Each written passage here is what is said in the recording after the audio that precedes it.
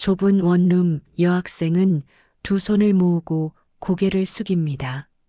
죄송해요. 이번 달까지만 기다려주세요.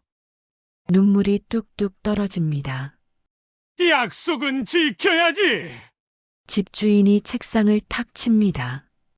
벽에 걸린 달력, 임용고시 D-60 붉은 글씨가 눈에 들어옵니다.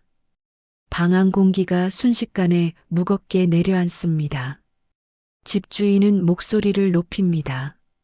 오늘이 마지막이야. 더는 못 봐준다. 여학생의 손이 떨리며 서랍을 열고 한 장의 봉투를 꺼냅니다. 제발 이것만 봐주세요. 그녀의 눈가에 뜨거운 눈물이 맺힙니다. 봉투 위에는 굵은 글씨로 적힌 공무원 시험 최종 합격 통지서. 집주인의 손이 떨리고 눈빛이 흔들립니다.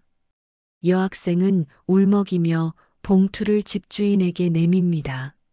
돈은 아직 없지만 꿈만은 포기하지 않았어요. 집주인은 통지서를 바라보며 숨을 삼킵니다. 이걸 너 혼자 이뤄낸 거냐?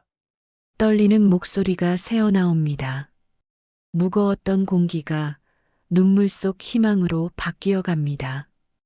오늘 사연 시작 전에 무료 버튼인 구독과 좋아요 한 번씩 눌러주시면 큰 힘이 됩니다. 항상 건강하시고 바라시는 모든 일 이루시길 바랍니다.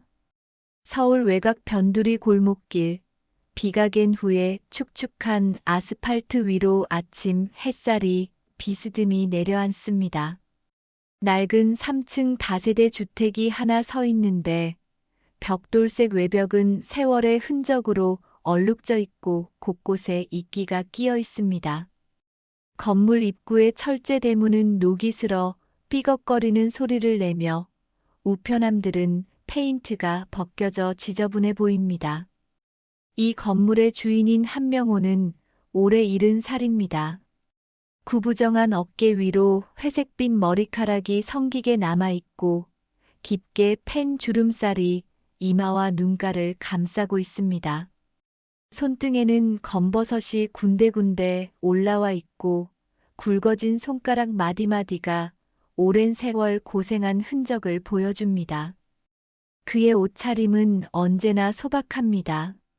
목이 늘어난 회색 티셔츠에 색바랜 작업복 바지, 발에는 10년도 넘어 보이는 낡은 운동화를 신고 있습니다. 명호는 매일 아침 6시 반에 눈을 뜹니다. 알람 시계가 울리기도 전에 자연스럽게 잠에서 깨어나는 것이 오랜 습관입니다. 침대에서 일어나면서 또 허리가 아프네 하며 허리를 두드립니다. 세면대 앞에 서서 거울을 보면 어제보다 더 늙어 보이는 자신의 모습에 한숨이 나옵니다. 이제 정말 할아버지가 다 됐구나. 아침 식사 준비는 간단합니다. 전날 남은 밥을 전자레인지에 데우고 냉장고에서 김치와 멸치젓을 꺼냅니다. 가스레인지에 된장찌개를 끓이면서 명호는 작은 상을 차립니다. 혼자 먹는 밥상이라 차린 것도 소박하고 그릇도 2개 개면 충분합니다. 순자야, 오늘도 잘 부탁해. 돌아가신 아내의 사진 앞에서 잠시 묵념을 한 후 식사를 시작합니다. 밥 한 술, 김치 한 젓가락. 명호는 천천히 꼼꼼하게 먹습니다. 음식을 남기는 법이 없는 사람입니다. 어릴 때부터 굶주렸던 기억 때문인지 아니면 음식의 소중함을 아는 세대라서인지 마지막 한 알까지 깨끗하게 비웁니다. 요즘은 김치도 예전만 못하네. 슈퍼에서 사온 포장 김치를 씹으며 투덜거립니다. 식사를 마친 명호는 건물 관리 업무를 시작합니다. 1층부터 3층까지 총 6세대가 살고 있는 이 건물이 그의 전 재산이자 유일한 수입원입니다. 빗자루를 들고 계단부터 쓸기 시작합니다. 각 층마다 쌓인 먼지와 담배꽁초, 가끔 떨어진 음식물 쓰레기까지 꼼꼼히 치웁니다. 이놈들이 또 아무데나 버렸네. 하지만 화내는 것도 잠깐 묵묵히 청소를 계속합니다. 우편함을 정리하다가 명호는 관리비 고지서를 발견합니다. 어휴, 또 전기료가 올랐네. 종이를 펼쳐보니 지난달보다 10,000원이나 올랐습니다. 가스비도 수도요금도 계속 오르는데 월세는 예전 그대로입니다. 세입자들 사정이 어렵다는 걸 아니까 함부로 올릴 수도 없는 노릇입니다. 이래서야 내가 어떻게 살지? 오전 10시경 명호는 관리실로 들어갑니다. 평수로 치면 2평 남짓한 이 작은 공간이 그의 사무실이자 쉼터입니다. 낡은 스틸 책상 위에는 각종 서류가 쌓여 있고 볼펜 몇 자루와 계산기, 그리고 두꺼운 가계부가 놓여 있습니다. 벽에는 각 세대별 연락처가 적힌 메모지들이 붙어 있고 구석에는 작은 냉장고와 커피포트가 자리 잡고 있습니다. 명호는 삐걱거리는 의자에 앉아 가계부를 펼칩니다. 빨간 볼펜으로 적힌 숫자들이 그의 현실을 보여줍니다. 한 달 월세 수입은 총 300만 원, 여기서 관리비, 세금, 건물 유지비를 빼면 실제 손에 들어오는 돈은 200만 원 남짓입니다. 이걸로 어떻게 살라고. 공과금의 생활비까지 빼면 남는 게 별로 없습니다. 가계부를 넘기다가 명호의 손이 멈춥니다. 3층 이정은 마이너스 월세 3개월 연체라고 빨간 글씨로 적혀 있습니다. 24세 대학생인 정은이가 3층 작은 원룸에 산 지도 벌써 1년이 넘었습니다. 처음 몇 달은 성실하게 월세를 냈는데 석 달 전부터 계속 밀리고 있습니다. 한 달에 50만 원, 석 달이면 150만 원입니다. 에이, 이래서는 안 되는데. 명호는 고개를 저으며 한숨을 쉽니다. 정은이의 사정도 딱하지만 자신도 먹고 살아야 하는 처지입니다. 다른 세입자들은 성실하게 월세를 내는데 한 명만 특별히 봐줄 수도 없는 노릇입니다. 내일은 한번 올라가서 얘기를 해봐야겠어. 점심때가 되어 명호는 동네 슈퍼에 장을 보러 갑니다.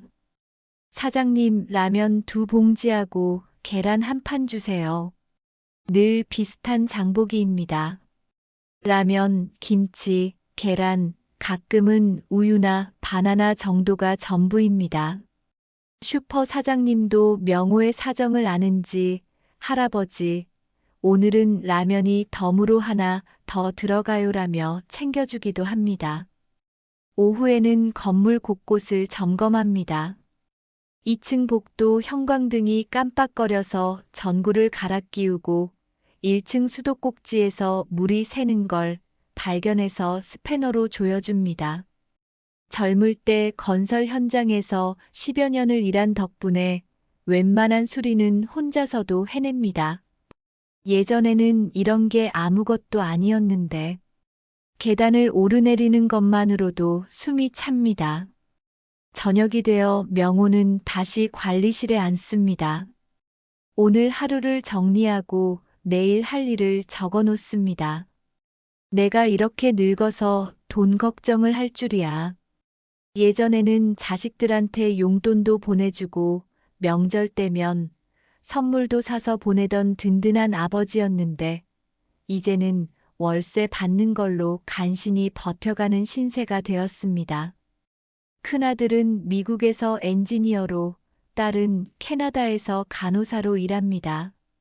처음에는 한 달에 한 번씩 안부 전화를 했는데 요즘은 몇 달에 한 번 정도입니다. 바쁘게 살겠지 뭐. 외국에서 살기가 어디 쉽겠어. 명호는 서운한 마음을 달래며 혼잣말을 합니다. 밤이 되어 명호는 작은 텔레비전을 켭니다. 뉴스에서는 경제가 어렵다는 소식만 나옵니다. 청년 실업률이 높고 물가는 계속 오르고 부동산 시장도 얼어붙었다고 합니다. 정은이 같은 애들이 참 많겠구나.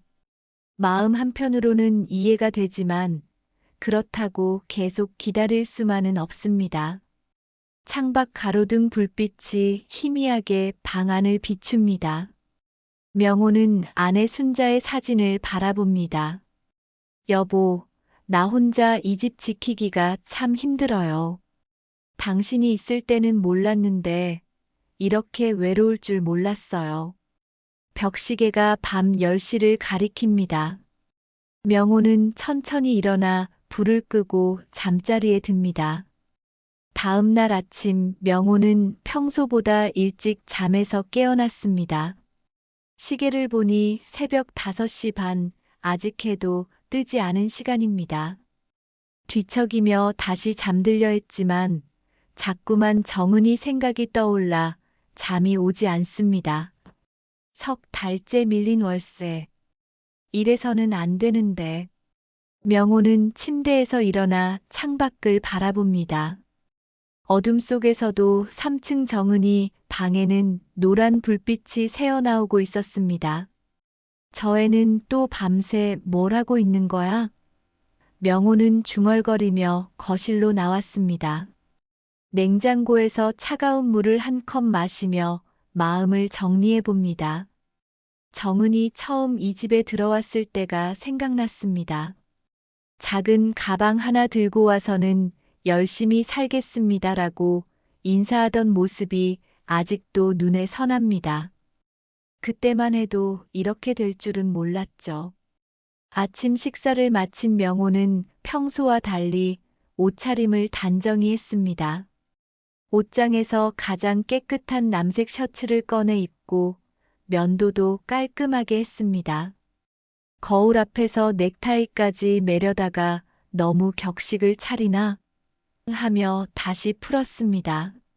머리도 빗으로 정성스럽게 넘기며 그래도 집주인다워야지 하고 중얼거렸습니다. 오전 9시 명호는 관리실에서 정은이의 계약서를 다시 한번 펼쳐봤습니다.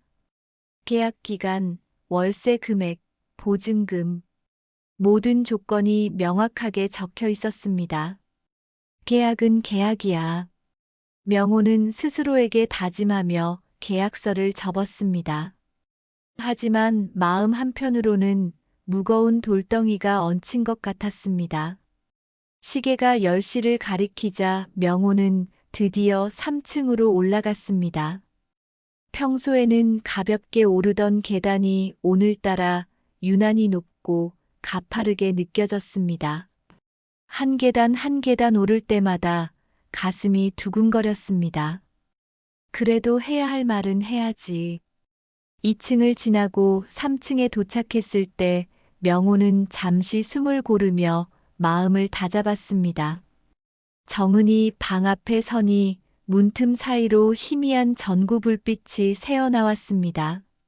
안에서는 책장을 넘기는 바스락거리는 소리와 형광펜으로 줄 긋는 소리가 들렸습니다.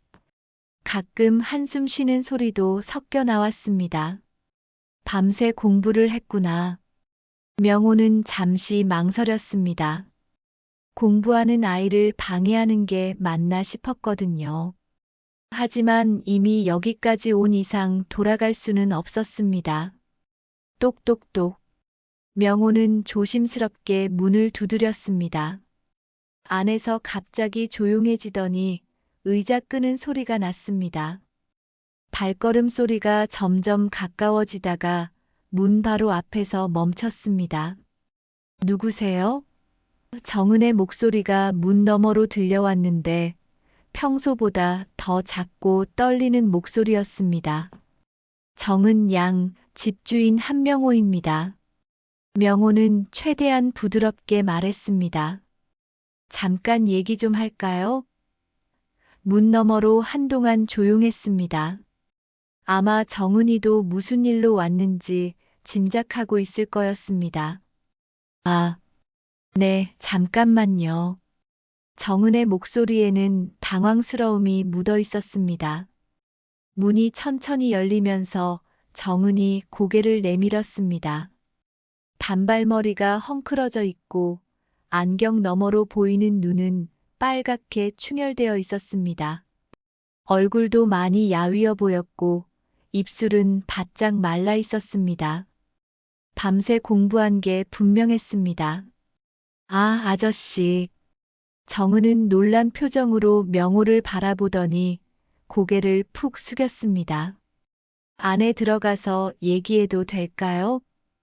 명호가 조심스럽게 물었습니다.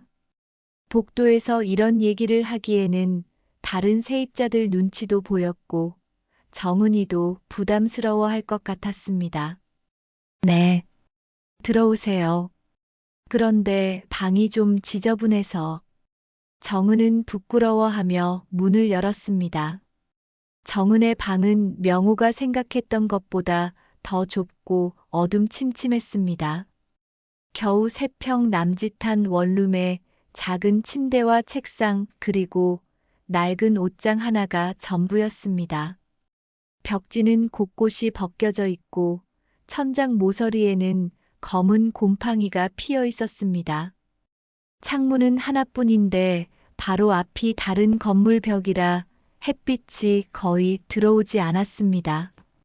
침대 위에는 빨래가 몇 벌 널려 있었고 작은 냉장고 위에는 컵라면 용기들이 쌓여 있었습니다. 전기포트 옆에는 믹스커피 스틱들이 흩어져 있었습니다. 이런 좁은 곳에서 살고 있었구나. 명호는 마음이 짠해졌지만 내색하지 않았습니다. 하지만 책상 위는 완전히 달랐습니다. 두꺼운 전공 서적들이 가지런히 정리되어 있고 형광펜으로 밑줄 친 교재들이 차곡차곡 쌓여 있었습니다. 노트에는 빼곡하게 정리한 내용들이 적혀 있었고 포스트잇에 쓴 중요한 내용들이 벽에 가득 붙어 있었습니다. 달력에는 시험 일정과 과제 마감일이 빨간 펜으로 표시되어 있었습니다. 교육학 개론, 교육심리학, 교육과정. 명호는 책 제목들을 속으로 읽어봤습니다. 모두 교사가 되기 위한 공부였습니다. 책마다 열심히 공부한 흔적이 역력했습니다. 형광펜으로 밑줄 친 부분들, 연필로 메모해 놓은 내용들, 중요한 페이지에 붙여놓은 포스트잇들. 정말 열심히 공부하는구나. 죄송해요, 아저씨. 방이 너무 지저분하고 좁아서. 정은은 부끄러워하며 침대 위 빨래를 급하게 정리했습니다. 하지만 명호의 눈에는 지저분하다기보다는 치열하게 살아가는 젊은이의 모습이 보였습니다. 괜찮습니다. 앉으세요. 명호는 정은에게 의자를 권했지만 정은은 침대 모서리에 조심스럽게 앉았습니다. 정은 양. 명호는 잠시 말을 멈췄습니다. 어떻게 시작해야 할지 막막했습니다. 너무 차갑게 말하면 상처가 될 것 같고, 그렇다고 너무 부드럽게 말하면 진정성이 없어 보일 것 같았습니다. 사실 월세 때문에 올라왔습니다. 결국 명호는 직설적으로 말했습니다. 정은의 얼굴이 순간 하얗게 질렸습니다. 이미 예상했던 일이지만 막상 들으니 충격이었나 봅니다. 이제 석 달째 밀리고 있어요. 150만 원이 넘었습니다. 명호는 최대한 차분하게 말했습니다. 이런 식으로는 안 됩니다. 정은의 손이 무릎 위에서 떨리고 있었습니다. 죄송해요. 정말 죄송해요. 정은은 고개를 깊이 숙이며 말했습니다. 목소리가 금방이라도 울음이 터질 것 같았습니다. 처음에는 아르바이트로 충분할 줄 알았는데 시험 기간이 되니까 일을 못 나가게 되고 집에서 보내주기로 한 생활비도 아버지 사업이 어려워져서 사정은 알겠지만 그래도 약속은 지켜야죠. 명호의 목소리에는 피로가 섞여 있었습니다. 저도 먹고 살아야 하는 사람이에요. 이 월세로 생활하는 사람이라고요. 다른 세입자들은 다 성실하게 내는데 정은 양만 계속 이럴 수는 없어요. 정은은 고개를 더욱 깊이 숙이며 손을 꼭 쥐고 있었습니다. 손가락 마디가 하얗게 될 정도로 꽉 쥔 주먹에서는 긴장감이 느껴졌습니다. 제발 이번 달까지만 기다려주세요. 정은의 목소리가 떨렸습니다. 마치 마지막 희망을 붙잡으려는 듯한 간절함이 배어 있었습니다. 정말 이번 달 안에는 해결할 수 있어요.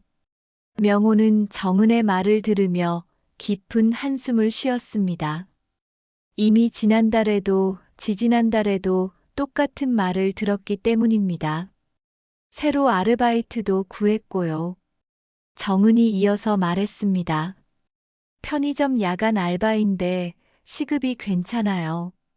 그리고 과외도 하나 더 구했어요. 집에서도 조금 보내준다고 했고요. 하지만 명호의 표정은 여전히 굳어 있었습니다. 지난번에도 그런 말씀하셨잖아요. 명호는 무거운 목소리로 말했습니다. 그런데 또 밀렸어요. 이제는 믿기가 어려워요.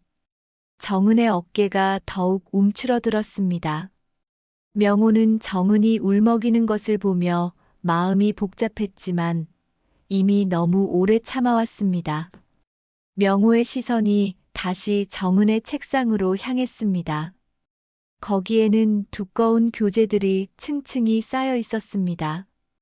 교육학 개론, 교육심리학, 교육과정 및 평가.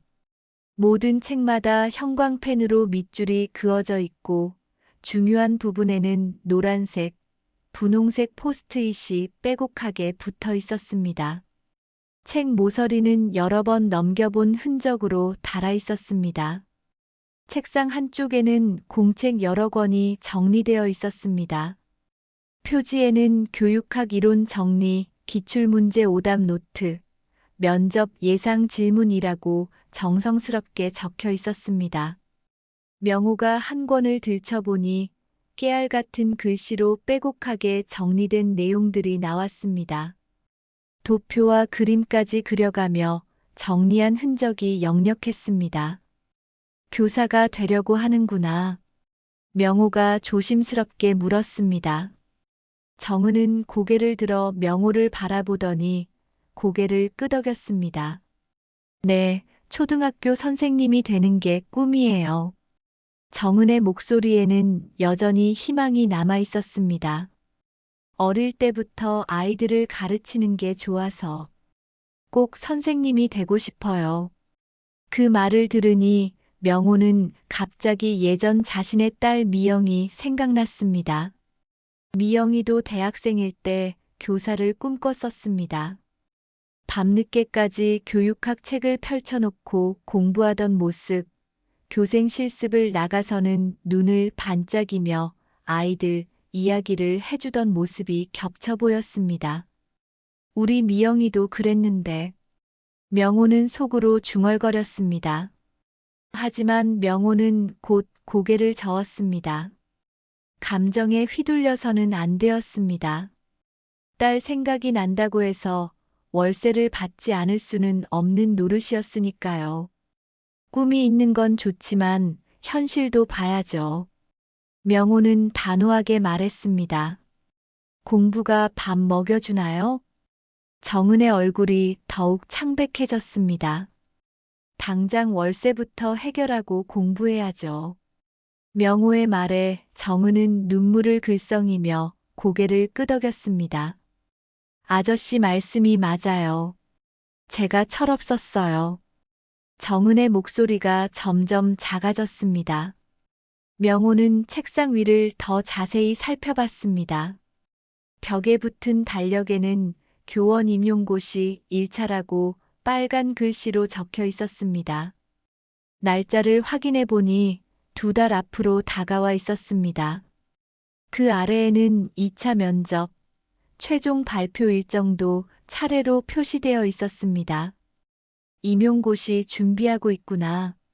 정은이 공부하던 교재를 한 권 들어 펼쳐보니 내용이 빼곡하게 정리되어 있었습니다. 교육 철학부터 시작해서 아동 발달 심리, 학습 이론, 교육 과정. 모든 페이지마다 연필과 형광펜으로 표시한 흔적들이 가득했습니다. 여백에는 작은 글씨로 메모들이 빼곡하게 적혀 있었고, 이해하기 어려운 부분에는 따로 설명까지 써놓았습니다. 언제부터 이 공부를 시작했어요? 명호가 물었습니다. 작년 3월부터요. 정은이 조심스럽게 대답했습니다. 벌써 1년 반 정도 됐어요. 처음에는 혼자 공부하기 어려워서 학원도 다녔는데 학원비가 너무 비싸서 지금은 혼자 하고 있어요. 그 말을 들으니 명호의 마음이 더욱 복잡해졌습니다. 벽 한쪽에는 공부 계획표가 붙어 있었습니다. 하루 일과가 시간대별로 빼곡하게 적혀 있었는데 새벽 5시 30분에 일어나서 밤 12시까지 거의 쉴 틈 없는 스케줄이었습니다. 오전에는 교육학 이론 공부, 오후에는 기출문제 풀이, 저녁에는 아르바이트, 밤에는 복습. 휴식 시간이라고는 식사 시간 30분씩 뿐이었습니다. 아르바이트는 몇 개나 하고 있어요? 명호가 물었습니다. 지금은 2개요. 정은이 대답했습니다. 편의점 야간 알바랑 초등학생 과외 하나. 그런데 시험이 다가오면서 과외 학생 부모님이 다른 선생님으로 바꾸겠다고 하셔서 정은의 목소리가 점점 작아졌습니다. 명호는 정은의 방을 다시 한번 둘러봤습니다. 좁고 어둡고 곰팡이까지 핀 이 작은 방에서 이렇게 치열하게 살아가고 있는 젊은이를 보니 마음이 착잡했습니다. 침대맡에는 두꺼운 이불이 접혀 있었는데 겨울 이불 한 채뿐이었습니다. 옷장도 작아서 옷들이 구겨진 채로 들어가 있었습니다. 냉장고 위에는 컵라면 용기들이 여러 개 쌓여 있었고 작은 전기포트 옆에는 믹스커피 스틱들이 흩어져 있었습니다. 제대로 된 식사도 못하고 있구나. 명호는 속으로 생각했습니다. 하지만 그렇다고 해서 월세를 받지 않을 수는 없었습니다. 정은 양 마음은 이해하지만 저도 어려운 처지예요. 명호가 무거운 목소리로 말했습니다. 이 월세 수입으로 생활하는 사람이라고요. 요즘 관리비도 계속 올라가고 건물 수리할 곳도 많고 더 이상 기다리기는 어려워요. 정은은 눈물을 참으며 고개를 끄덕였습니다. 일주일. 명호가 마지막 통보를 했습니다. 일주일만 더 드릴게요. 그 안에 밀린 월세를 정리하시든지 아니면 다른 곳으로 이사를 나가시든지 결정하세요. 그 말을 들은 정은의 얼굴에서 마지막 희망마저 사라지는 것 같았습니다. 더 이상은 정말 기다릴 수 없어요. 알겠어요, 아저씨. 정은은 떨리는 목소리로 대답했습니다. 정말 죄송해요. 제가 무책임했어요. 눈물이 뺨을 타고 내려왔지만 정은은 손으로 닦지도 않았습니다. 일주일 안에 꼭 해결하겠어요. 하지만 그 말에는 확신이 전혀 없었습니다. 명호는 무거운 마음으로 일어섰습니다. 정은의 책상을 마지막으로 한 번 더 바라봤습니다. 그 많은 교재들과 노트들, 1년 넘게 쌓아온 공부의 흔적들이 모두 무용지물이 될 수도 있다는 생각에 가슴이 답답했습니다. 좋은 꿈이에요. 하지만 현실도 중요해요. 명호는 문 쪽으로 걸어가며 말했습니다. 다음 날 아침 명호는 평소보다 일찍 관리실에 나와 앉아 있었습니다. 밤새 잠을 제대로 이루지 못했던 탓에 눈가에는 다크서클이 짙게 드리워져 있었습니다. 어젯밤 정은이와의 대화가 계속 머릿속을 맴돌았습니다. 그 좁은 방에서 치열하게 공부하던 모습, 눈물을 글썽이며 사과하던 모습이 자꾸만 떠올랐습니다. 에이, 괜한 생각하지 말자. 명호는 고개를 저으며 혼잣말을 했습니다. 하지만 마음 한편으로는 계속 찜찜했습니다. 정말 일주일 안에 정은이가 월세를 마련할 수 있을까? 아니면 정말 이사를 나가게 될까? 생각할수록 복잡했습니다. 오전 10시경 명호는 동네 슈퍼에 장을 보러 나갔습니다. 평소처럼 라면과 김치를 사려고 했는데 슈퍼 앞에서 같은 건물 집주인인 박철수를 만났습니다. 박철수는 명호보다 몇 살 아래로 근처에서 다세대 주택 2채를 운영하고 있었습니다. 명호 형. 웬일로 이렇게 일찍?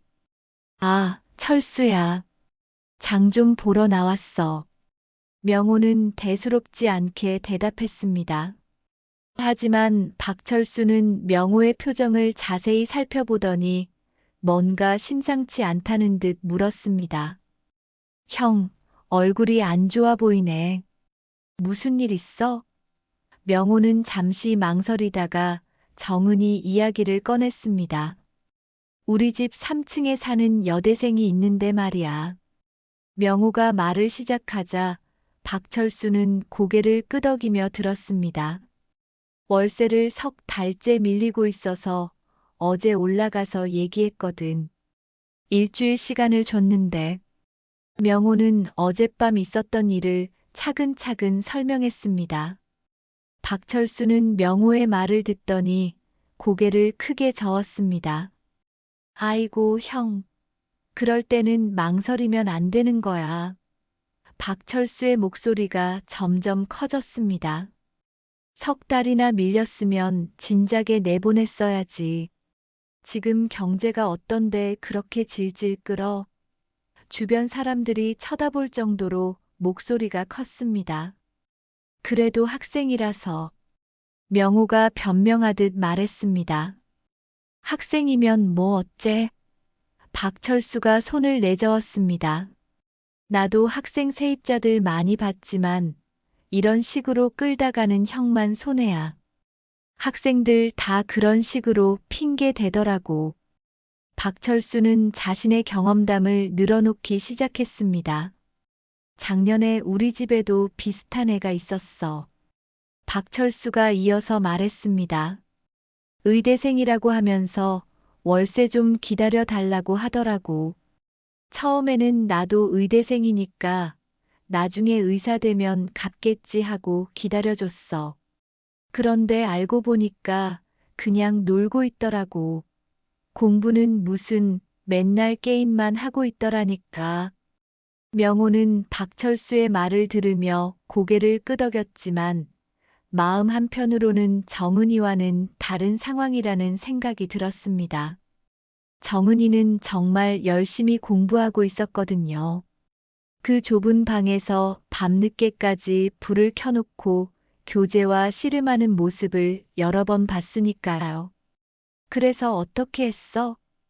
명호가 물었습니다. 당연히 쫓아냈지. 박철수가 당연하다는 듯 말했습니다. 월세 밀린 거 받지도 못하고 그냥 내보냈어. 그때 내가 너무 착했던 거야. 이런 일은 감정 섞으면 안 돼. 철저하게 비즈니스로 해야 한다고. 박철수는 명호의 어깨를 두드리며 조언을 계속했습니다. 형, 지금이라도 늦지 않았어. 당장 올라가서 나가라고 해. 일주일도 길어. 그런 애들 일주일 주면 또 핑계 대면서 시간만 더 끌 거야. 명호는 박철수의 말을 들으며 고개만 끄덕였지만 마음으로는 받아들이기 어려웠습니다. 슈퍼에서 장을 보고 집으로 돌아가는 길에 명호는 계속 박철수의 말을 생각했습니다. 감정 섞으면 안 된다. 철저하게 비즈니스로 해야 한다. 박철수의 말이 맞는 것 같기도 했습니다. 하지만 어젯밤 정은이의 모습이 자꾸만 떠올랐습니다.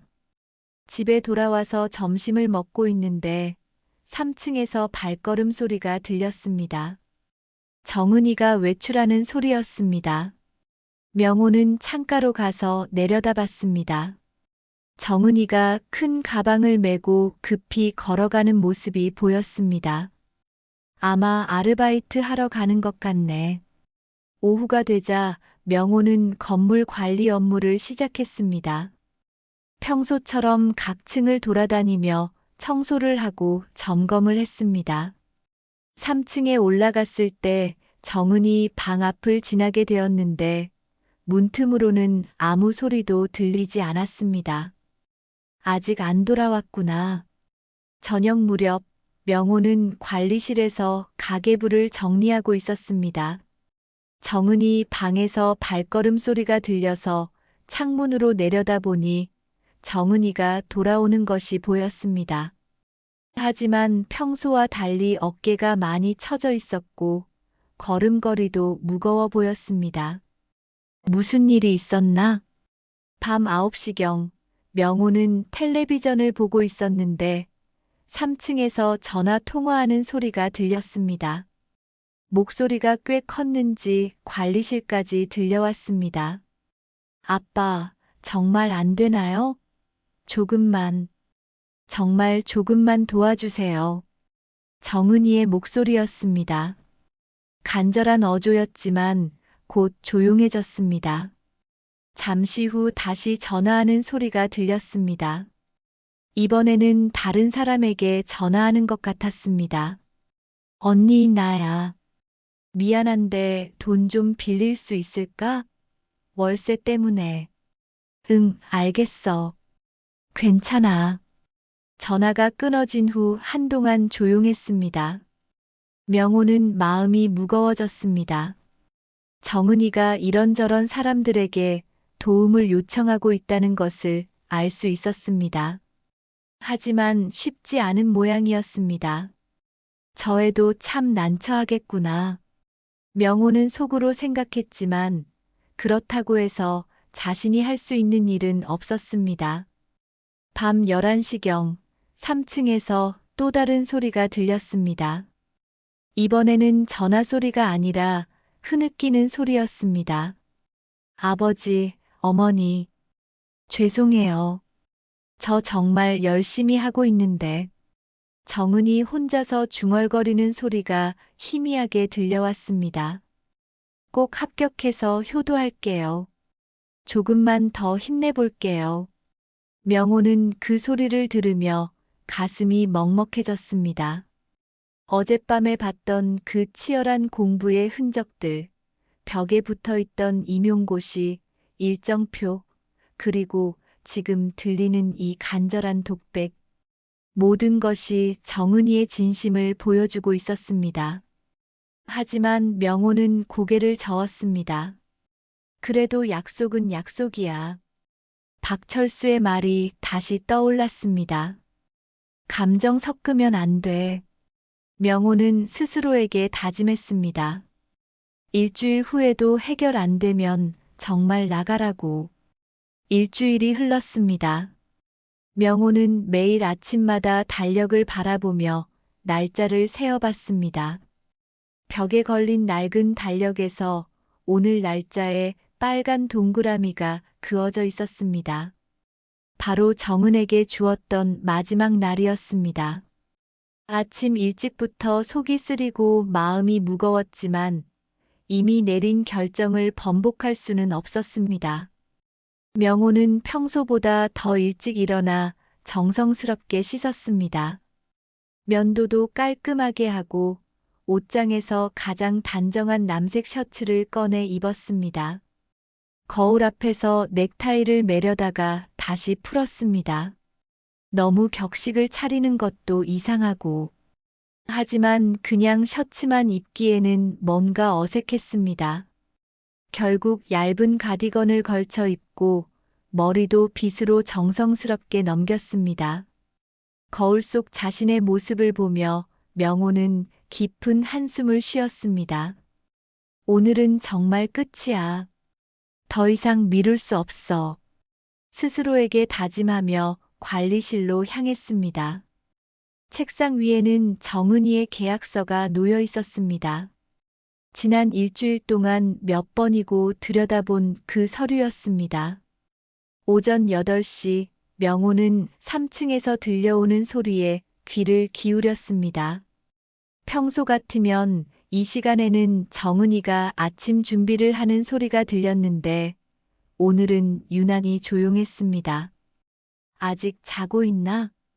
명호는 의아해하며 시계를 다시 확인했습니다. 평소 정은이는 새벽부터 공부를 시작하는데 말이죠. 오전 9시가 되어서야 명호는 용기를 내어 3층으로 올라갔습니다. 계단 하나하나가 평소보다 더 무겁게 느껴졌습니다. 2층을 지나면서 가슴이 두근거리기 시작했고 3층에 도착했을 때는 숨이 차올랐습니다. 정은이 방 문 앞에서 명호는 잠시 서서 마음을 다잡았습니다. 방 안에서는 아무 소리도 들리지 않았습니다.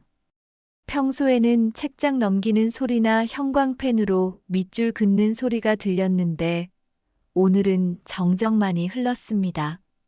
명호는 혹시 정은이가 이미 이사를 나간 건 아닌지 걱정이 되었습니다. 어젯밤에도 분명히 불은 켜져 있었는데 말이죠. 똑똑똑. 명호가 조심스럽게 문을 두드렸습니다. 한참을 기다려도 대답이 없었습니다. 똑똑똑. 조금 더 크게 두드려 봤습니다. 그제야 안에서 뒤적거리는 소리가 들렸습니다. 누구세요? 정은의 목소리가 들려왔는데 평소보다 훨씬 작고 힘없어 보였습니다. 마치 감기에 걸린 것 같은 쉰 목소리였습니다. 정은 양, 집주인 한명호입니다. 명호는 최대한 부드럽게 말했습니다. 약속한 날이에요. 잠깐 얘기 좀 할까요?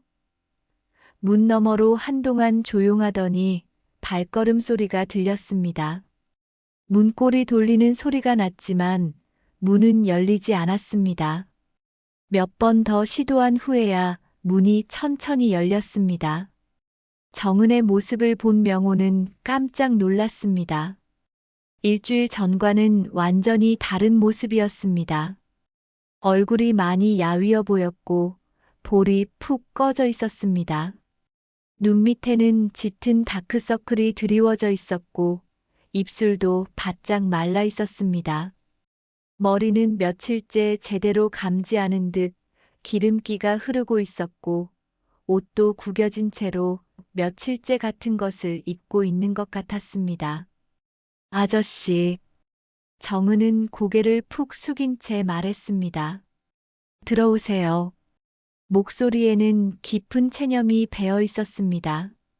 마치 모든 것을 포기한 사람의 목소리 같았습니다. 명호는 마음이 아팠지만 조심스럽게 방 안으로 들어갔습니다.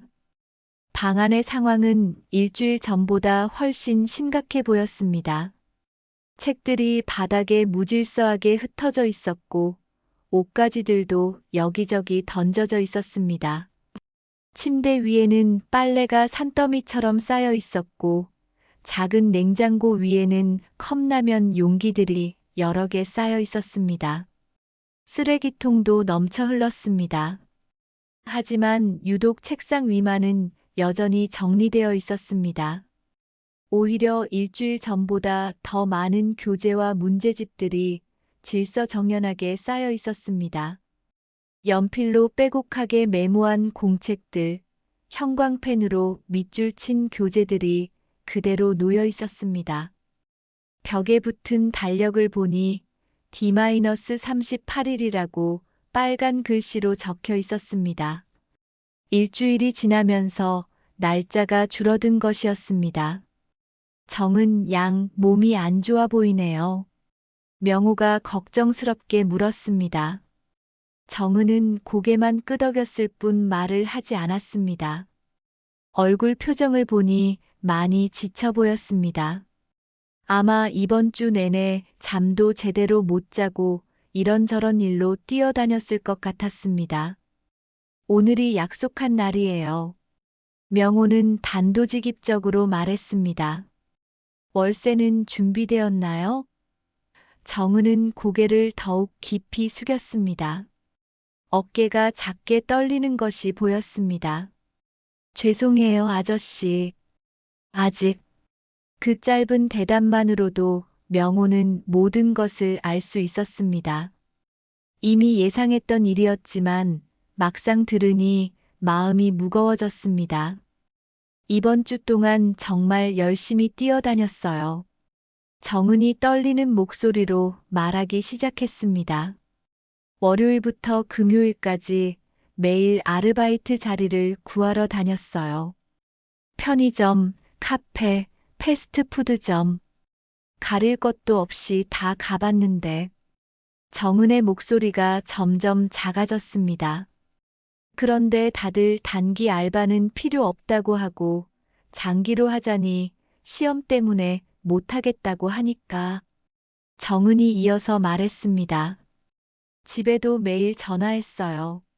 아버지한테, 어머니한테, 친척들한테도. 하지만 다들 자기네도 어렵다고 하시고 말을 하면서 정은의 눈에 눈물이 고이기 시작했습니다. 친구들한테도 부탁해봤어요. 정은의 목소리가 더욱 떨렸습니다. 고등학교 동창들, 대학교 선배들, 후배들. 정말 부끄러웠지만 다 연락해봤어요.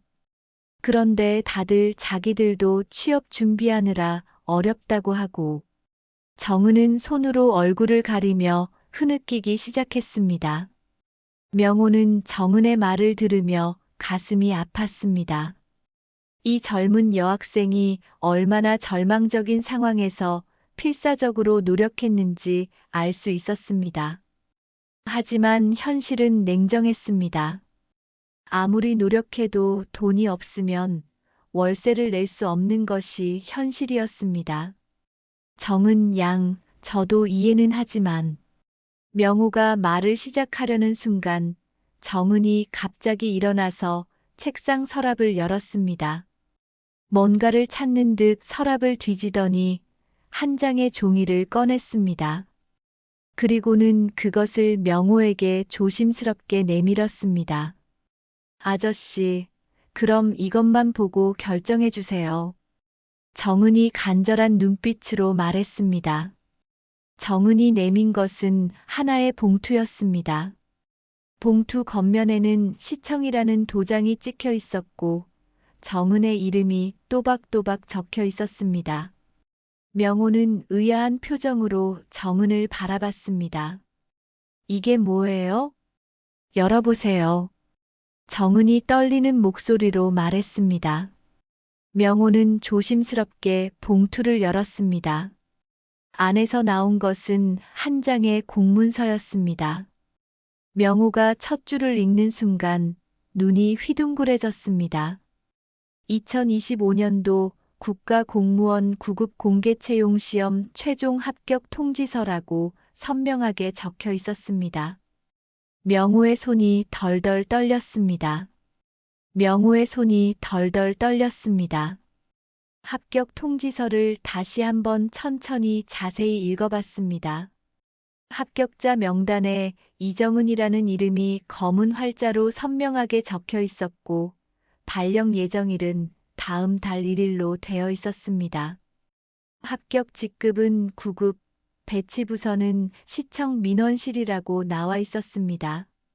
명호는 안경을 벗었다 다시 쓰며 통지서를 몇 번이고 읽어봤습니다.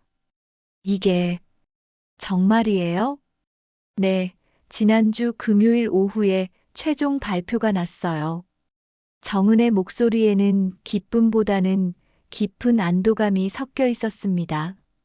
인터넷으로 합격자 명단 확인하고 나서 처음에는 믿기지 않아서 몇 번이고 다시 봤어요. 정은은 눈물을 글썽이며 그때를 회상했습니다. 정말 제 이름이 있더라고요. 그래서 너무 기뻐서 혼자 울었어요. 명호는 정은의 말을 들으며 고개를 끄덕였습니다. 그런데 기쁨도 잠깐이었어요. 정은이 이어서 말했습니다. 곧바로 월세 생각이 나더라고요. 합격은 했지만 당장 오늘까지 월세를 내야 하는데. 정은의 목소리가 다시 작아졌습니다. 그래서 바로 아저씨한테 말씀드리려고 했는데 혹시 믿어주지 않으실까봐 용기가 안 나서. 명호는 통지서를 몇 번이고 다시 들여다봤습니다. 이것이 꿈은 아닌지 가짜는 아닌지 확인하려는 듯이 말입니다. 공문서의 도장도 선명했고 발급 날짜도 최근이었습니다. 공무원 시험이요? 저는 정은 양이 교사 준비만 하는 줄 알았는데. 명호가 놀라서 물었습니다. 네, 처음에는 교사만 되고 싶었어요. 정은이 책상을 가리키며 설명했습니다. 하지만 교사 시험은 경쟁이 너무 치열하잖아요. 혹시 떨어질까봐 불안해서 공무원 시험도 같이 준비했어요. 정은은 책상 한쪽을 정리하며 공무원 시험 교재들을 꺼내 보여줬습니다. 명호가 자세히 보니 정말로 공무원 시험 관련 교재들이 따로 정리되어 있었습니다. 국어, 영어, 한국사, 행정법총론, 행정학개론. 교사 시험 교재들과는 다른 두꺼운 책들이 한 무더기 쌓여 있었습니다. 모든 책마다 형광펜으로 밑줄이 그어져 있고 연필로 메모한 내용들이 빼곡했습니다. 책 모서리는 수없이 넘겨본 흔적으로 달아 있었습니다. 이 많은 걸 다 공부하셨어요? 명호가 놀라서 물었습니다. 네, 밤에는 교사 시험 공부하고 새벽에는 공무원 시험 공부했어요. 정은이 대답했습니다. 하루에 서너 시간씩 잠자고 나머지 시간은 다 공부했어요. 정은의 목소리에는 그동안의 고생이 고스란히 담겨 있었습니다. 명호는 정은이 만든 공부 계획표를 자세히 봤습니다. 시간대별로 무엇을 공부할지 꼼꼼하게 적혀 있었습니다.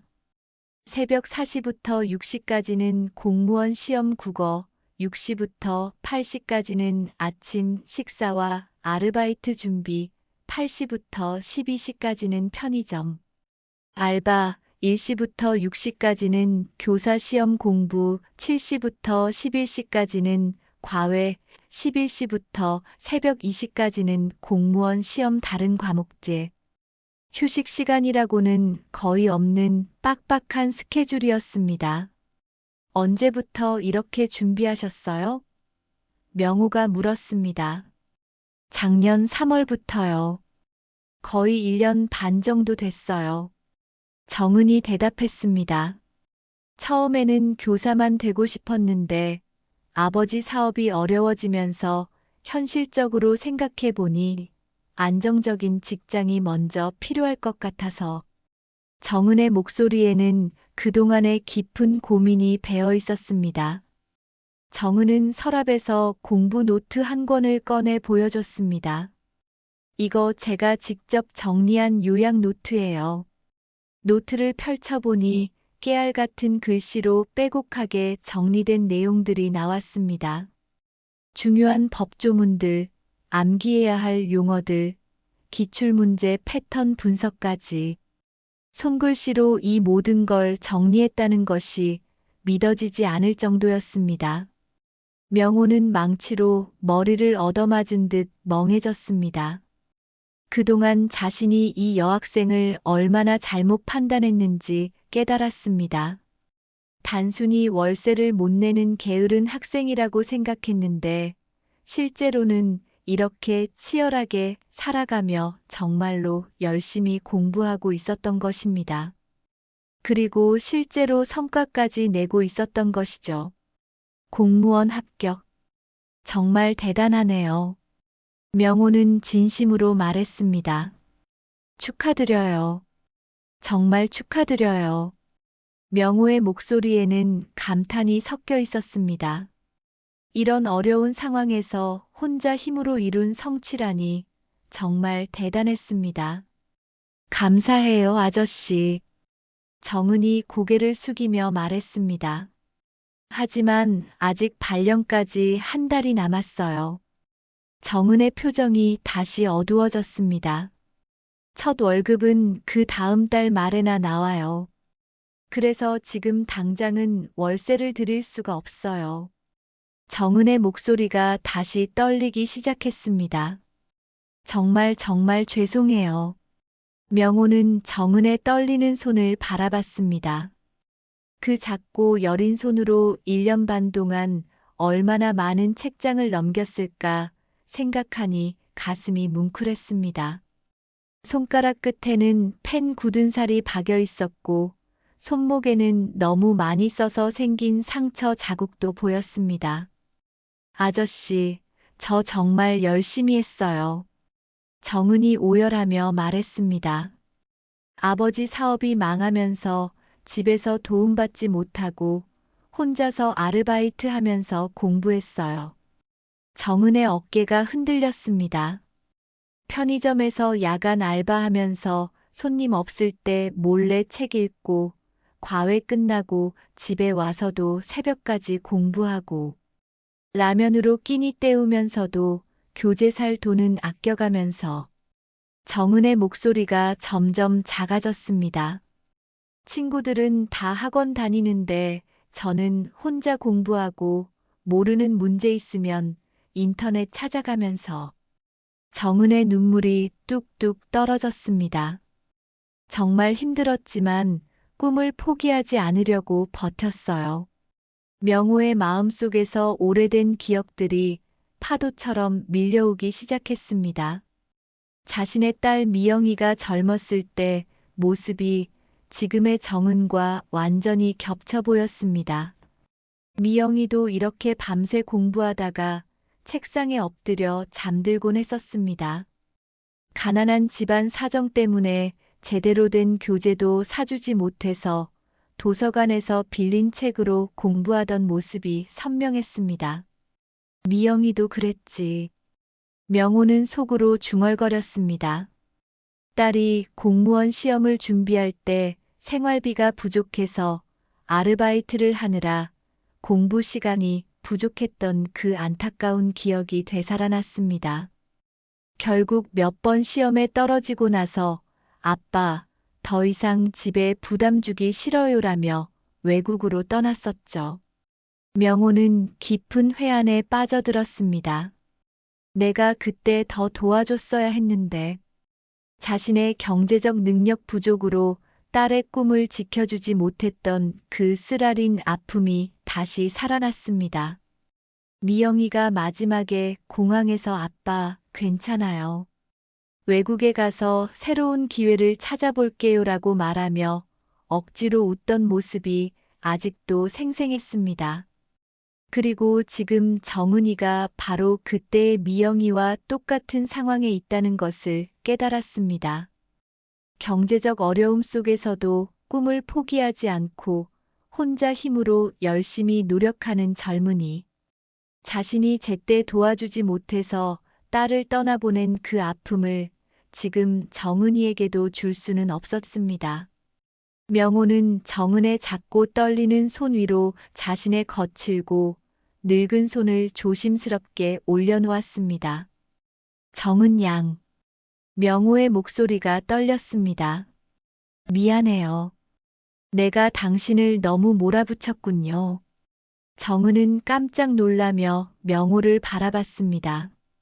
그동안 무서운 집주인이라고만 생각했던 명호가 갑자기 따뜻한 할아버지의 모습으로 변해 있었습니다. 아저씨. 정은이 놀란 목소리로 말했습니다. 아니에요. 제가 월세를 못 낸 게 잘못이에요. 정말 죄송해요. 정은의 눈에서 눈물이 주르륵 흘러내렸습니다. 그동안 참았던 감정이 한꺼번에 터져 나오는 것 같았습니다. 어깨가 작게 떨리면서 흐느끼는 소리가 작은 방 안에 울려 퍼졌습니다. 하지만 명호는 고개를 저었습니다. 아니야. 내가 성급했어. 당신이 얼마나 열심히 하고 있는지 제대로 보지 못했네요. 명호의 눈가에도 눈물이 고이기 시작했습니다. 오랜만에 느끼는 감정이었습니다. 아내 순자가 세상을 떠난 후 메말라 있던 마음 한구석이 다시 따뜻해지는 것 같았습니다. 정말 훌륭해요. 혼자서 이 모든 걸 해내다니. 명호는 정은의 책상 위에 놓인 수많은 교재들을 다시 한번 바라봤습니다. 1년 반 동안의 치열한 노력이 고스란히 담겨 있었습니다. 당신은 정말 대단한 사람이에요. 제가 딸한테도 해주지 못한 말을 지금 하고 있네요. 그때 갑자기 아래층에서 큰 목소리가 들려왔습니다. 명호 형 어디 있어? 박철수의 우렁찬 목소리였습니다. 건물 1층 입구에서부터 소리치는 것 같았습니다. 형, 나야. 박철수야. 목소리가 점점 가까워지면서 계단을 올라오는 무거운 발걸음 소리가 들렸습니다. 쿵쿵쿵. 박철수의 발걸음은 마치 북소리처럼 건물 전체에 울려 퍼졌습니다. 각 계단마다 삐걱거리는 소리가 났고 1층에서 2층으로 올라가면서 형, 어디야? 대답 좀 해봐. 라고 소리치는 목소리가 더욱 가까워졌습니다. 명호와 정은은 갑작스러운 상황에 당황한 표정을 지었습니다. 3층에 있나? 뭐 하고 있어? 박철수는 2층을 지나 3층으로 올라오면서 숨을 헐떡거렸습니다. 몸집이 큰 박철수가 좁은 계단을 올라오느라 거친 숨소리를 내고 있었습니다. 아직도 그 여학생이랑 실랑이야? 내가 어제 뭐라고 했는데. 박철수의 목소리에는 짜증과 답답함이 가득했습니다. 명호는 정은을 걱정스럽게 바라봤습니다. 정은은 이미 창백한 얼굴로 불안해하고 있었습니다. 아저씨, 저 어떻게 하죠? 정은이 작은 목소리로 물었습니다. 명호는 정은의 어깨를 가볍게 두드리며 괜찮아요. 내가 해결할게요라고 속삭였습니다. 박철수는 이미 3층 복도에 도착해서 정은이 방 문을 찾고 있었습니다. 여기구나. 박철수가 문을 발견하고 큰 소리로 말했습니다. 그리고는 문을 두드리지도 않고 바로 문고리를 돌리려고 했습니다. 형, 뭐해? 문 좀 열어봐. 아, 여기 있었네. 박철수가 문이 열리자 큰 소리로 말했습니다. 형, 뭐해? 아직도 그 애랑 시간 끌고 있어? 박철수는 문 틈새로 안을 들여다보려고 했습니다. 그의 큰 덩치가 문간을 가득 메웠습니다. 내가 어제 분명히 말했잖아. 이런 애들은 그냥 쫓아내라고. 철수야, 잠깐만. 명호가 말을 막으려 했지만 박철수는 이미 성큼성큼 방 안으로 들어오고 있었습니다. 박철수의 큰 덩치가 작은 방을 더욱 비좁게 만들었습니다. 정은은 무서워하며 침대 모서리로 더욱 몸을 움츠렸습니다. 형, 내가 어제 분명히 말했잖아. 박철수는 목소리를 높이며 손을 휘저었습니다. 이런 애들한테 정 주면 안 된다고. 한번 봐주면 끝없이 이용당한다고. 박철수는 방 안을 둘러보더니 혀를 찼습니다. 여전히 지저분하네. 이런 애가 제대로 된 사람이겠어? 정은의 얼굴이 빨갛게 달아올랐습니다. 자신의 방이 남에게 이렇게 무시당하는 것이 참을 수 없었습니다. 하지만 박철수의 기세에 눌려 아무 말도 할 수 없었습니다. 정말 답답해. 그냥 깔끔하게 쫓아내면 될 일을 왜 이렇게 질질 끌어? 박철수가 명호를 향해 큰 소리로 말했습니다. 아직도 여기 있네? 박철수가 정은에게 직접 물었습니다. 정은은 박철수의 큰 덩치와 거친 말투에 압도되어 더욱 몸을 움츠렸습니다. 월세는 준비했어? 아니면 짐 싸서 나갈 준비라도 했어? 박철수는 팔짱을 끼고 정은을 내려다봤습니다. 키가 180cm가 넘는 박철수 앞에서 정은은 더욱 작아 보였습니다. 저는 정은이 말을 시작하려 했지만 목소리가 떨려서 제대로 나오지 않았습니다.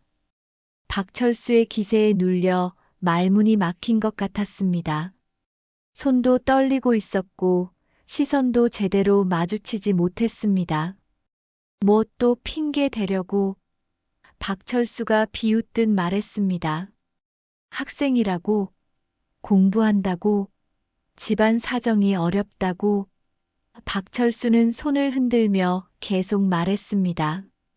그런 소리 지겹게 들었어. 우리 집에 살던 의대생도 똑같은 소리 했거든. 박철수의 목소리가 점점 커져서 옆방에서도 들릴 정도였습니다. 처음에는 나도 믿어줬지. 의대생이니까 나중에 의사 되면 갚겠지 하고 말이야. 박철수는 손바닥을 치며 말했습니다. 그런데 알고 보니까 뭐 하고 있었게? 공부는 무슨? 박철수가 코웃음을 쳤습니다. 맨날 게임만 하고 있더라고. 밤새 게임하고 낮에 자고. 박철수는 점점 흥분하며 말을 이어갔습니다. 그러면서 월세는 맨날 밀어달라고 하고, 한 달, 두 달, 세 달. 결국 6개월을 안 내고 버텼어. 박철수는 정은을 째려보며 말했습니다. 너도 똑같은 수법이지? 학생이라고 하면서 동정심 유발하고. 정은의 얼굴이 창백해졌습니다. 자신이 진심으로 노력하고 있는데 이렇게 매도당하는 것이 억울하고 분했습니다. 아니에요. 정은이 용기를 내어 목소리를 높였습니다. 저는 정말 열심히 공부하고 있어요. 그 사람이랑 다르다고요. 정은의 목소리가 떨렸지만 확신에 차 있었습니다. 하지만 박철수는 들으려 하지 않았습니다. 또 시작이네. 연기 그만해. 박철수가 손을 휘저으며 말했습니다. 나도 집주인 경력이 몇 년인데 이런 수법수도 없이 봤어. 박철수는 명호를 바라보며 큰 소리로 말했습니다. 형, 이런 애들한테 속으면 안 돼. 명호는 박철수를 제지하려고 손을 들었습니다. 철수야, 사정이 있어. 정은 양은 다른 사람들과 달라. 형, 왜 이래? 박철수가 명호를 나무랐습니다. 내가 어제 분명히 말했잖아. 이런 식으로 끌면 형만 바보 돼. 박철수는 명호의 어깨를 붙잡고 흔들었습니다. 다른 세입자들도 다 보고 있다고. 1층 김씨, 2층 박씨. 다들 알고 있어. 박철수는 정은을 가리키며 더욱 큰 소리로 말했습니다. 한 명한테 봐주면 다들 똑같이 따라 할 거라고. 박철수의 얼굴이 빨갛게 달아올랐습니다. 그때는 어떻게 할 거야? 모든 세입자가 월세 안 내면? 그게 아니야, 철수야. 명호가 목소리를 높였습니다. 정은 양이 공무원 시험에 합격했어. 정말이야. 명호의 목소리에는 확신이 가득했습니다. 그 말을 들은 박철수는 잠시 멈칫하더니 곧 큰 소리로 웃기 시작했습니다. 하하하. 뭐, 공무원? 박철수는 배를 잡고 웃었습니다. 에이, 형. 그런 거짓말에 속으면 어떡해? 거짓말이 아니에요. 정은이 목소리를 높였습니다. 정말 합격했어요. 정은은 떨리는 손으로 합격 통지서를 다시 한번 내밀었습니다. 여기 보세요. 정말이에요. 정은의 목소리에는 간절함과 억울함이 동시에 담겨 있었습니다. 제발 믿어주세요. 하지만 박철수는 서류를 제대로 보지도 않고 손을 내저었습니다. 에이, 이런 거 요즘 컴퓨터로 다 만들 수 있어. 박철수가 비웃으며 말했습니다. 포토샵 같은 거 써서 이름만 바꿔 넣으면 끝이지. 요즘 대학생들이 이런 거 못 만들 줄 알아? 박철수는 서류를 손으로 밀어내며 계속 말했습니다. 인터넷에서 공무원 합격증 양식 다운받아서 자기 이름 넣고 프린터로 출력하면 끝. 박철수가 손바닥을 치며 말했습니다. 형, 정신 차려. 이런 수법으로 시간 끌려는 거야. 정은의 눈에서 눈물이 쏟아져 내렸습니다. 자신이 1년 반 동안 쌓아온 모든 노력이 가짜라고 매도당하는 것이 견딜 수 없었습니다. 아니에요. 정말 아니에요. 정은이 울먹이며 소리쳤습니다. 저 정말 1년 반 동안 매일매일 공부했어요. 새벽까지 도서관에서 공부하고 아르바이트 하면서도 포기하지 않았어요. 정은의 목소리가 떨렸습니다. 이게 가짜라니요. 그럼 제가 그동안 뭘 한 거예요? 정은은 책상으로 달려가서 공부 노트들을 꺼내 들었습니다. 여기 보세요. 제가 직접 정리한 노트들이에요. 손글씨로 빼곡하게 정리된 노트를 펼쳐 보였습니다. 이것도 가짜예요? 제가 밤새워서 정리한 건데요. 하지만 박철수는 여전히 고개를 저었습니다. 연기 그만해. 박철수가 손을 휘저으며 말했습니다. 그런 노트 정도야 누구나 만들 수 있어.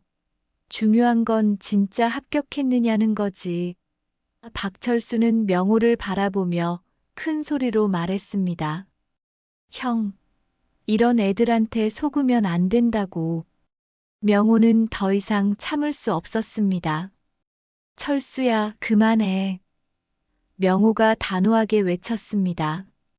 내가 서류도 직접 확인했어. 도장도 제대로 찍혀 있고 발급 날짜도 최근이야. 명호의 목소리가 방 전체에 울려 퍼졌습니다. 진짜라고. 박철수는 믿기지 않는다는 표정으로 명호를 빤히 바라봤습니다. 형, 설마 진짜로 믿는 거야? 그런 가짜 서류에. 가짜가 아니야. 명호가 더욱 강하게 말했습니다. 그리고 나는 결정했어. 명호의 눈빛이 단호해졌습니다. 이 집에서 정은 양이 그대로 살게 할 거야. 뭐라고? 박철수의 눈이 휘둥그레졌습니다. 형, 정신 차려. 월세 석 달이나 밀렸는데. 월세는 천천히 갚아도 돼. 명호가 단호하게 말했습니다. 정은 양은 곧 공무원으로 발령받을 거야. 그러면 충분히 갚을 수 있어. 박철수의 입이 벌어졌습니다. 평소 온순한 명호가 이렇게 강하게 나오는 것을 본 적이 없었거든요. 형이 완전히 미쳤구나. 박철수가 머리를 감싸쥐며 말했습니다. 장사를 그런 식으로 하면 어떡해. 감정 섞으면 안 된다고 몇 번을 말했어. 박철수는 방 안을 왔다 갔다 하며 흥분했습니다. 이런 식으로 하면 다른 세입자들도 다 따라해. 그때는 어떻게 할 거야? 하지만 명호는 흔들리지 않았습니다. 다른 세입자들은 상관없어. 명호가 정은을 바라보며 말했습니다. 정은 양은 특별해. 이렇게 어려운 상황에서도 꿈을 포기하지 않고 열심히 한 사람이야. 명호의 목소리에는 감동이 섞여 있었습니다. 이런 사람은 꼭 도와줘야 해. 박철수는 어이가 없다는 듯 웃었습니다. 특별해? 뭐가 특별해? 박철수가 정은을 가리키며 말했습니다. 월세도 못 내는 애가 뭐가 특별하다는 거야? 하지만 명호는 단호하게 대답했습니다. 월세를 못 내는 게 중요한 게 아니야. 꿈을 향해 노력하는 게 중요한 거지. 형, 정말 마지막으로 말하는데. 박철수가 명호의 어깨를 붙잡고 간절하게 말했습니다. 이런 식으로 하면 형만 손해야. 나중에 후회해도 늦어. 하지만 명호의 결심은 흔들리지 않았습니다. 후회 안 해. 내 결정이야. 박철수는 마침내 포기한다는 듯 양손을 들어 올렸습니다. 알겠어, 형. 형 마음대로 해. 박철수는 화가 난 채로 방문 쪽으로 향했습니다. 나중에 문제 생겨도 나한테 와서 하소연하지 마. 박철수는 문을 열며 마지막으로 말했습니다. 진짜 바보 같은 결정이야. 박철수가 나간 후 방 안이 조용해졌습니다. 정은은 눈물을 글썽이며 명호를 바라봤습니다. 아저씨, 정말 감사해요. 정은의 목소리가 떨렸습니다. 정말 감사해요. 명호는 정은의 손을 다시 한번 잡았습니다. 고마워할 것 없어요. 당연한 일이야. 아저씨는 제 은인이에요. 정은이 무릎을 꿇으려 하자 명호가 급히 일으켜 세웠습니다. 일어나요. 그런 거 하지 마세요. 명호의 목소리가 따뜻했습니다. 당신은 훌륭한 사람이에요. 꼭 좋은 공무원이 되세요. 몇 달이 흘렀습니다. 정은은 약속대로 공무원으로 발령을 받았습니다.